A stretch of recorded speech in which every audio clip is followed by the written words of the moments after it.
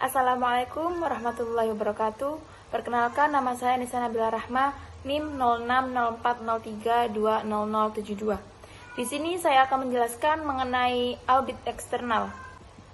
Audit eksternal sendiri yaitu audit yang digunakan untuk memeriksa secara berkala, sistematik, dan objektif, yang mana pemeriksaan pada pembukuan atau catatan dari laporan yang dilakukan oleh pihak ketiga sebagai auditor independen.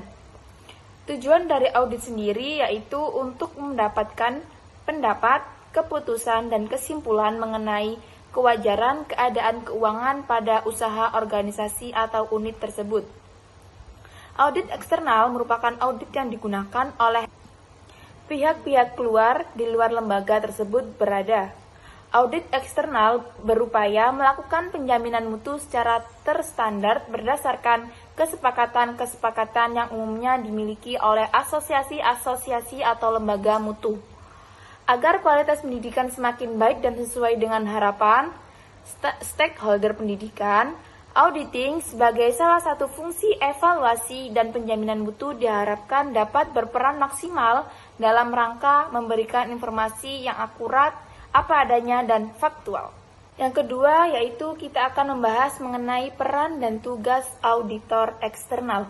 Auditor eksternal perlu berpartisipasi aktif dalam mewujudkan efektivitas organisasi atas nama kepentingan bersama, baik untuk kepentingan karyawan, manajemen, hingga pemegang saham. Kemudian, auditor juga harus mengerjakan tugas yang diberikan sesuai pengetahuan, keahlian, dan pengalaman yang dimiliki. Lebih singkatnya, auditor eksternal bertugas untuk yang pertama yaitu peran dari auditor eksternal, yaitu auditor eksternal berperan penting untuk serta mempunyai kepentingan bersama dalam hal efektivitas organisasi.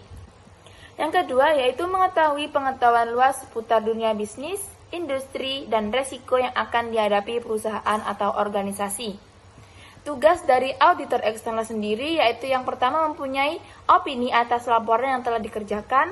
Yang kedua, review dilakukan secara periodik atau tahunan. Yang ketiga yaitu melakukan penelitian apakah sudah sesuai dengan prinsip yang berlaku untuk PSAK atau SAK. Dan yang terakhir yaitu yang keempat, auditor eksternal harus bertanggung jawab kepada pemegang saham dan berkewajiban kepada perusahaan untuk melakukan kerja profesional dalam melakukan audit. Yang ketiga yaitu kita akan membahas mengenai tanggung jawab auditor eksternal. Dalam konteks pendidikan, auditor eksternal sering disebut juga sebagai asesor.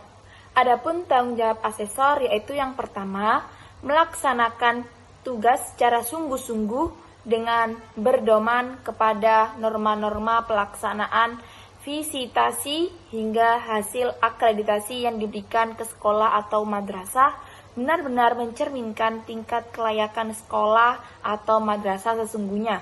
Dan yang kedua yaitu menjaga kerahasiaan hasil fasilitasi dan melaporkannya secara objektif kepada BAPS atau M.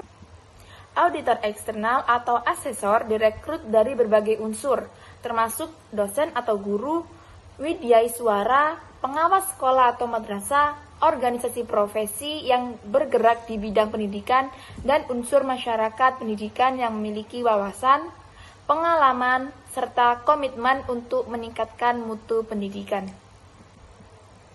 Sekian dari saya, kurang lebihnya saya mohon maaf. Wassalamualaikum warahmatullahi wabarakatuh.